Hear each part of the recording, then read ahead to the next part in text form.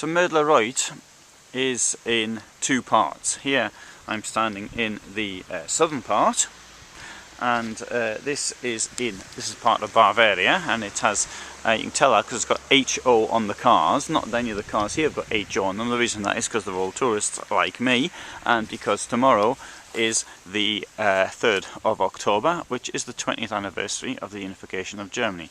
But the rest of the cars which aren't tourists have HO on them, and that side of Mödlareuther is in Thuringian and or Saxony, and this is a historic border. It's a border which goes back many years, and down here there's a border post between Bavaria and Saxony. I noticed this earlier.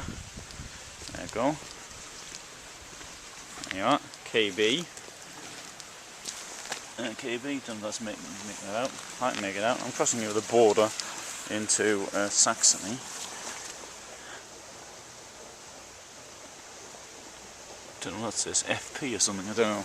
Whatever. Anyway, but this is where the border was, and when after the division of Germany, or when they decided to draw up occupation zones, the Soviets got that side of the river, and the Americans were on this side of the river. In fact, the American army advanced much further into Germany, but then it handed this area back again, and the result was that the border was put here. So the border posts put on the other side. This is quite common, that border posts weren't actually, I mean, in many countries today the same thing happens. The border markers actually back from a border. Well, it stands to reason if you've got a stream down there. I mean, you wouldn't put the border post in the stream, for example. They could have put it up there somewhere, and I suspect that border post is quite original. Now here has been set up a mixture of things from the border. Some things here are original, such as the fence, and other things have been brought in from elsewhere. As we see from this, Grenzgebietssperrzone, there's a 5-kilometer area around the border itself, which was used as a security area, and you needed special permits to get in there, and there would be a sort of a wall, like something like this, to get into the security area. There were 3 zones in total, and different permits were required to get into each area. So we'd have like a little control or something like this. However, if you didn't fancy the control too much and you decided to give it a miss, what you'd have is and somebody saw you, you might be greeted by one of these things here, which were fired automatically at roads. And as you can see it, at the moment it's out, but that would be fired across the road, and if you were driving down here in your car, you might end up with a few holes in your radiator. So there's that. Other things as well, obviously, to protect this area. There we have the floodlights, and these characters here, which we remember all too well. Getting from that zone into the next closed zone were fences like this, and the ploughed fields. If it's ploughed, you can see somebody's been walking in it. On the border between the Soviet Union, for example, and Poland, supposedly two friendly countries, there's this big stretch of sand. I'll film that one day. I've got photographs of it though, as it was. There we have it. So there's coming into the next zone, which it is. We're now coming into the absolute border area, where you'd have fences like this. The mesh fence and the other one, which is the breeze block with the pipe along the top. The point of putting a pipe along the top is so you can't get a hold of. If you try to get across it, you can't just throw something across, a bit of rope or whatever it is, and pull yourself over. It's not possible. So you'd have that type of thing would actually stop you getting over.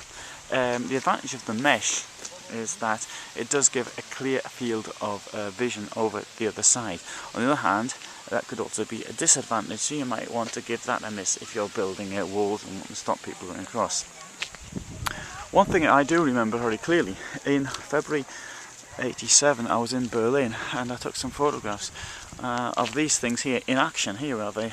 This is a dog run, and so you'd have the dog living there and it would run up and down the here, and lots of these were placed around. It's a very effective way of actually controlling. Dogs make a racket when somebody turns up, and I think it's a very good way of controlling people in a way. Now, my photographs I took of that unfortunately got lost after the risk I took to take them. Then they went missing. Now, one of the things that did happen when the DDR collapsed was that there was literally hundreds of thousands of dogs. I think it was 150,000 dogs in this area alone, and they had to be put down because the dogs themselves, the Alsatians, they were no use because of what they had been brought up to do. This is a more military type thing. I'm not terribly certain why anybody want to camouflage it. It looks a bit rather silly. Beobachtungsbunker. That's what it says here on the side. A bit lost on that one.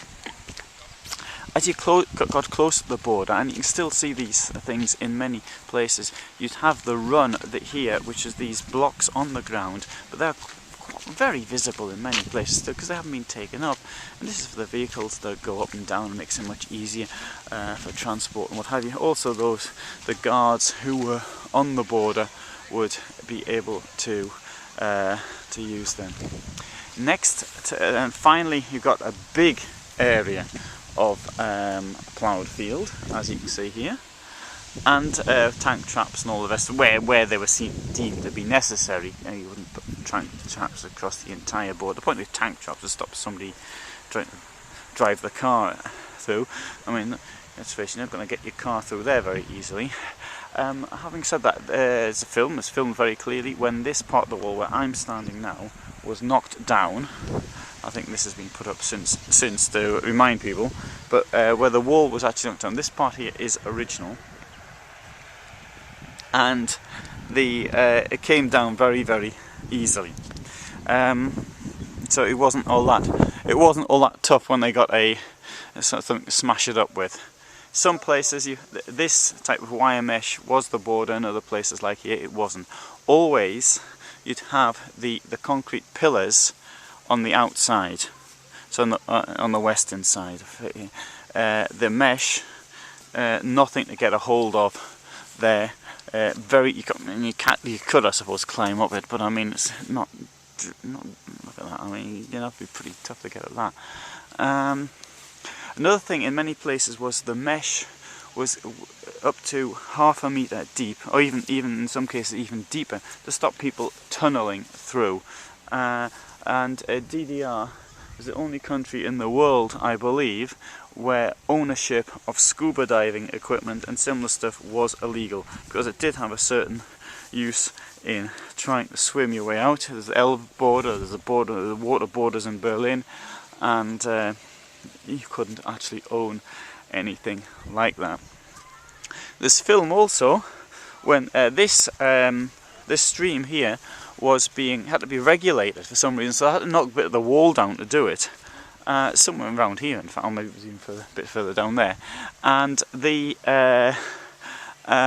people from each side could see each other, but it wasn't completely illegal for an East German citizen to actually even wave to somebody in the West. That form of contact was punishable. We have here a tower here, sort of built into the wall, as can be seen. I saw the wall in between Israel and Palestine, and I saw them there as well. Of course, it was a bit bigger there, the wall, I'd say it's almost twice as high as the one here, although on that case that you don't have all the dog runs and the mines and all the rest of it. And there's a hole in the wall which was used for the troops. They could come here. This is East German territory that I'm walking along now. The border is the other side of the stream. In fact, a little bit of the other side of the stream is also East German territory. So occasionally people would come out here and stroll along. I believe they do it in threes, and I believe that there were people who did not know each other. How that was arranged, I do not know. But there we have a little door in the wall, and I'll just go over to it now. So I'd say that is approximately 1 metre 20 in height. I mean, if you're particularly fat, you wouldn't get through it. So you wouldn't want to be carrying too much shopping or anything when you go through the wall like that. On the other side of the wall also, mines of various types. There's the anti-personnel mine and the claymore mine, which is called a splitter, I think, in East German. Oh, and there's some mushrooms. So I think they're poisonous. But I don't know. They may or may not be. And I think that's it really. I've just about said all I know about this wall here at this place of Mödlareuth. The wall here was opened again on the December 1989, and people in the two communities could get together again in June 1990 when the German team was playing very well in the World Cup in Italy. The border was opened, and the wall was knocked down there. This bit was left up as a memorial. I can remember arguing in 1987 about the wall being left as a memorial. 87, before anything happened, and anyway, nobody took any notice of me. Well, very few people took any notice of me. So there you have it, Mödlareuther. I'm going to be doing a lot more filming here. I've got a couple of mines as well. Sorry, I haven't got them, I've got access to them, and so I'll be filming that, and I've got lots more stuff on the inter-German border, and I hope you find that of interest.